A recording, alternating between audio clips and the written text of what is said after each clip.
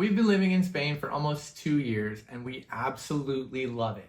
But there are some things that we miss about living in the USA, and we think we'll always miss them. Since we always talk about how much we love Spain, we wanted to balance that out with a few things that we miss about the US in case you're considering moving here. That way you know maybe a little bit more what to expect.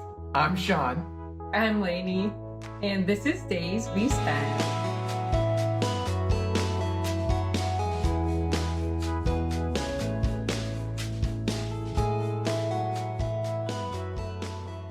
So number one is obviously family and friends. When you live abroad, when you move abroad, when you spend time away from where you're from, you're gonna miss out on birthdays, like chill hangs, just seeing your family and friends on a regular basis. We love you guys, we miss you, but we knew that going in. So we're mentioning it just to say like, we miss you a lot, but that's part of the price of moving abroad. There's a word in Galicia called morinha, and that's the feeling of missing where you're from. So there's always going to be this like aching and longing for us for missing California and missing New York City and missing the people that are there. If you move abroad, you are going to miss family and friends. That's just part of the territory. Number two is ethnic foods. We love Spanish food. We really love Spanish food. I love Spanish. It's great. And we like the food in Galicia too. It's some of the best food in all of Spain. But we really miss the access to all the different cuisines of the world that exist in the US. Kind of took it for granted that like growing up, you'd just be like, oh, well, tonight we're having pizza. Tonight we're having Chinese food. Tonight we're gonna have Mexican food. Oh, we have a taco bar party. You just kind of take for granted. Taco bar party. You kind of take for granted the access to all the different types of foods, and I miss that so much. So I've had to learn to like cook different things to satisfy some of my cravings. Chili relleno burrito. And this isn't just for people who live in big cities. If you're from even a reasonably sized metropolitan area, you have access to a staggering amount of ethnic food. And I don't think you appreciate it till you move to a foreign country. And then we even went further and moved to like a weird part of a foreign country. So while we really, really love the quality of the ingredients, everything here is fantastic, but it is much more limited than what we're used to. And that can kind of creep up on you. It's different ingredients too. Like there's a great Korean restaurant where we live, but it's also, again, tailored to Spanish taste a little bit. And there's nothing wrong with things being different, or if you want something super authentic, we found a very amazingly authentic Thai restaurant in Madrid. It's the best green curry ever, but we have to go to Madrid to get that. Don't take it for granted. If you live near an Ethiopian restaurant, go today. That's what I crave. Always. Always. Number three is the ability to communicate well. We're in our second year of Spanish class. We're studying. We even take some private lessons every now and then from a tutor. So we're working on it, but there's no way that we're even close to fluent yet, which means that it's difficult for us to communicate, share our personality, and have more in-depth conversations, which is something that we very sorely miss. So communication kind of breaks down into like details and small talk. And for me, in terms of small talk, I miss the ability to really communicate what I mean to like the grocer. We have a really great fruteria that we shop at a lot, and they had my favorite tangerines, and I was trying to explain that my grandma had this tangerine tree in her backyard and they're my favorite of all time, and I think they came across, but it might not have. That's the thing, is like Spanish waiters in particular are very funny. They want to joke with you, they'll say something, and then if you don't return the serve, they'll just treat you normally. But like our friend who speaks it more fluently than us, she's like, oh, you're missing out on some good jokes with the waiter, because it's a very playful culture, it's a very banter filled culture, and we're missing out on a lot of that still, which is frustrating. We're gonna get there though. Also, I don't think Spain knows how funny we are. I love a good portmanteau. It's where you like put two words together to make a new stupid word. Like I tried to make a joke about me being a conquistador, so conquistador and chiste, which means joke. And I tried to put them together, and then everyone went, no, it's conquistador. They were like correcting me, and I'm like, never mind. Yeah, so I don't think culturally like portmanteaus are such a big thing, at least here. Trying to get your personality across is really challenging, and it can make you feel very lonely. So the other part of this is the bigger communication thing with bigger details, and that's more like customer service, or we need to get something done. We've had to use a lot of Google Translate, and I think sometimes it's just we're losing some of our personality in the process. People are like, tranquila, tranquila, like calm down. I'm like, I'm not trying to sound frantic. I think it's the translator making me sound frantic. When we miss about is being able to solve small problems quickly. Like if something simple goes wrong in our apartment, it's a whole thing for me to text our landlord, who's very sweet, but it's like, oh man, how do I say this? We miss being able to just be like, oh, I got it. Like I'll just call a repairman and not have to like have a script ready. Yeah, so just know if you move abroad and you don't speak that language, it's going to be something you didn't realize how much you took for granted until you can't communicate like this. Yeah, we get what we sound like. Learn as much Spanish as possible. Learn it all before you move here. But reality is a lot of people who move to Spain don't speak it perfectly, and you will miss being able to be yourself and to solve small problems. Number 4 is understanding the healthcare system and the ability to go to a regular drugstore. So in the US, we have these big drugstores like CVS and Rite Aid. It's not hard to get drugs in the US.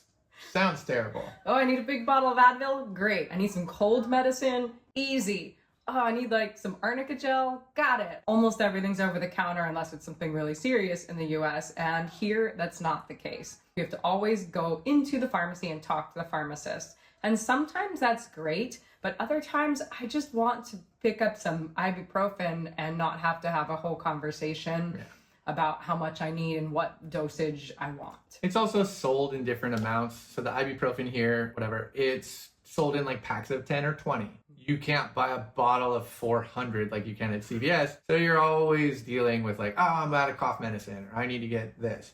And while it's always available, we want to be super clear. It's always available. There's more friction to the experience. And so going with the communication issue, the healthcare system in Spain is something that we're still trying to figure out and learn. And we have great insurance. In terms of how to use that insurance, it's been much trickier. And part of that is because we live in an area that there's just not as much English spoken. In some of the bigger cities with more of an expat population, you could probably find more healthcare providers that speak English. But it's frustrating for me when I had to go to the dermatologist and I again had to use a translator to make sure I really understood what was happening and what I was being told to do, because I just didn't understand. If I needed a prescription, I had to bring it to like the insurance office and then bring it back to the office, and you have to get all these stamps. But it's not just about the language too. It's just the procedures and how to make appointments and like which doctors are in your network and which ones are not. It's learning how to navigate something totally new. And I kind of took for granted how much I understood the American healthcare system as much as I don't enjoy the American healthcare system. You're saying the American healthcare system is perfect and easy and everyone can navigate it with no not problems. at all, but I do miss understanding how to navigate it. This list could be 100 things long. There's a fish out of water vibe that you're going to have every day trying to do the smallest things. But when it's something that's really important to your health, it can be incredibly isolating and make you feel very frustrated, which we've experienced a few times. We haven't had any major health problems here, which is great. So hopefully we never do. But if we do, hopefully we understand how to navigate a little bit better, because it's really important that you can manage your health competently when you move to another country. Number 5 is we really miss some American brands and some of the convenience of shopping in the US, even shopping online in the US. This is another one of those double-edged things that like I like living abroad because it's different, but I do miss some of the convenience. This is something we struggle with because I think consumerism in the US is wild. You can buy anything you want any time of day and get it delivered like the next day. And that's crazy. Like that's not a sustainable way to do things. However, sometimes there are things that we need for our apartment or we really want something very specific. And living in Spain, we have found that finding it in the first place is hard. Sometimes it's much more expensive because it has to come from abroad. And then actually getting it delivered to our apartment can also be kind of a pain. We do have Amazon Prime here, but it's not quite the same because smaller. Delivery in Spain, you have to be home. They'll never just drop a package off at the door. So if you miss that package, it then gets delivered to like a store or a shoe place, and you have to track it down and figure out where it went. I really like that Spain isn't driven completely by convenience. Like I love that the grocery stores are closed on Sunday. I like that employees get siesta time off to pick their kids up or take a break. Spanish rhythm, Spanish life, the pace here is wonderful, but that comes at a cost if you grew up being very used to like, I need something now. Some of the brands we miss, we really love shopping at REI. Like that is an American retailer that we support and we love. There's other brands here, but we don't know them yet. We could get some of these things shipped to us in Spain, but the cost of import taxes and fees is really high and it takes such a long time.